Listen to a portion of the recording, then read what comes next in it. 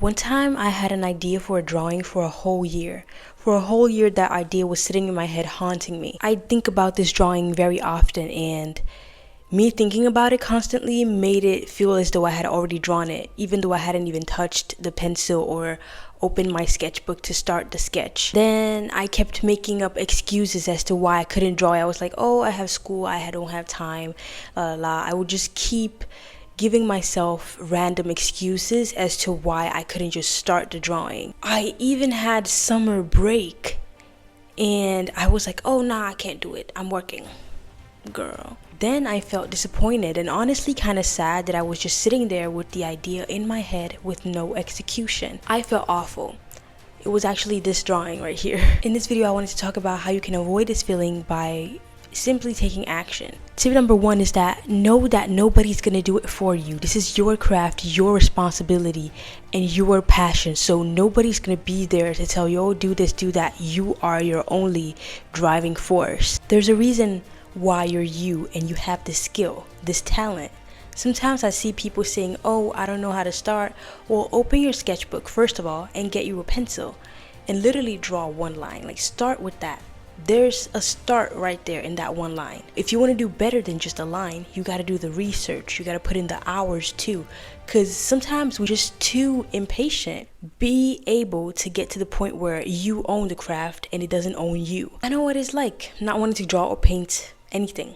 I used to make these like cringy little TikToks about how my paintings or drawings weren't going to finish themselves. And when I look back, I cringe so hard because I could have used that time making that TikTok to just finish the drawing. Here's another thing also. It's not about motivation. It's not about working extremely hard until your head hurts. You gotta be working smarter. I'm gonna show you how to keep that creative spark alive without getting haunted by your own ideas. Start small, set small goals. So personally, I get pretty intimidated by big projects. We do these every month at my school. However, I've gotten used to them now.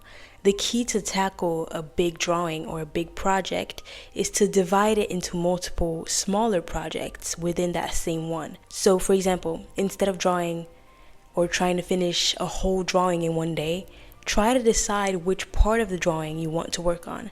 So you basically decide what stage you want to be in the next day. Don't make the task itself a huge deal. For example, when I want to draw every day, I tell myself all I gotta do is draw something for 10 to 15 minutes. And it's fine if it's ugly, you know?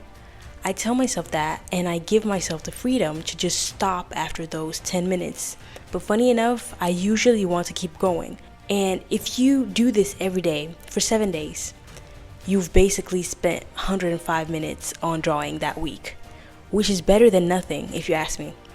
Setting small goals also helps you to stay disciplined because you reach them faster and it helps you reach the next one because you won't feel like it's such a huge task. Set a time frame for yourself. Personally, I hate deadlines. I'm not gonna lie, I don't like them at all. I hate having to finish a painting in a certain time frame, but something that art school taught me was to stick to these deadlines and actually finish my drawings. I used to not finish any of my artworks back in the day and I was a mess. I'm not gonna lie, like a messy mess, especially if it was a bigger scale painting or drawing. So if you have that negative outlook on deadlines like I do, please understand that they're there for your own benefit. If you tell yourself, okay, I have 10 days to finish this, and you promise yourself this, you're more likely to finish that painting or drawing. There's something important in that. A deadline is essentially you communicating with yourself. Many times we don't think before we draw. We mostly think before we speak. But I believe that if we applied that same energy to our drawings and had a more conscious approach, we would have more clarity on what to do and why. Get out of your I'll do it later era because you have 10 to 15 minutes. Come on. You just gotta make the conscious decision to spend those minutes on drawing and not scrolling, for example. Know that it's better to start than not.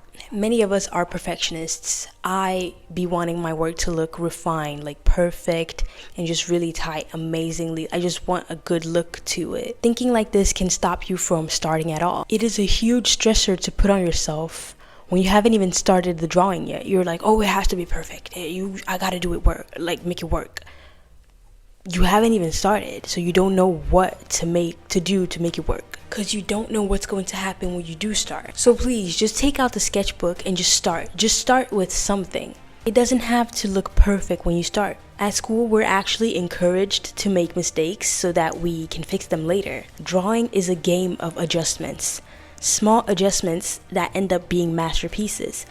Your idea in your head won't magically appear on paper or on canvas, so make mistakes until you get close to your desired results. Prioritize the fun aspects. When the creativity is high and the will to draw is low, you probably won't be able to draw something that you don't find amusing or fun to draw. If we're being completely honest here, the main reason why we draw or keep fighting ourselves to draw is because we found it fun once and we know that we love it deep down. We just don't know what. So instead of trying to fight yourself, find the part of the process that you love. It could be the part where you come up with ideas. It could be the part where you do the small thumbnails, where you just gather information, or you can even enjoy taking pictures of yourself to draw later. Whatever it is, prioritize that. The more fun you have making art, the more likely you are to keep going with that. Another tip I have is to make it a routine. I know people don't like this one, but I gotta say it. Let me tell you the benefits of making drawing a part of your daily routine. A routine, a habit. Yeah, want. Sounds weird since making art is often intuitive. If you start seeing creative activities as something to do daily, it will become something that feels normal. Before leaving the house, we always wash our faces, we always brush our teeth. So do that with the drawing part. Make it a habit. The key is to literally normalize drawing the same way you've normalized brushing your teeth or showering. Also, don't bully yourself or talk down on yourself just because you're not drawing. Have some mercy. Have mercy on your soul. This summer, I wanted to draw 24/7, but I traveled to Ivory Coast and I just didn't draw there.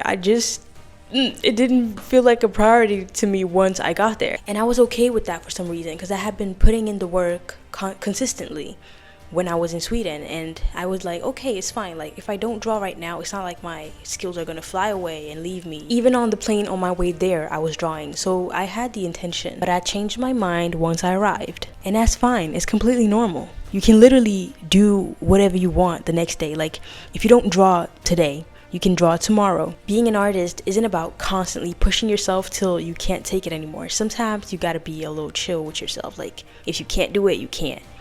Literally 2 weeks ago, I was at school. My head was hurting, and I was like, oh my God, I gotta finish my painting. Oh my God. I couldn't. My body refused to cooperate. And sometimes you just gotta listen to what it has to say. Be gentle to yourself and your body, because those are the ones that need to be intact in order for you to be able to keep that creativity flowing. But at the same time, know when you're enabling laziness. Yeah, so that's what I had to share with you guys, because I had received a lot of comments in my last video about how people just were having a hard time starting with the winter arc and everything. But just remember that you don't gotta work hard, you just gotta work smart. Just like when you study, doing art that way helps you get back to doing what you love without feeling pressured into having everything be perfect. And remember, you can still be an artistic beast in your pajamas, period. I hope you found this video helpful and motivating to help you keep drawing despite any stressors that you have in life. Thank you guys so much for watching, and I'll see you in the next one. Mwah.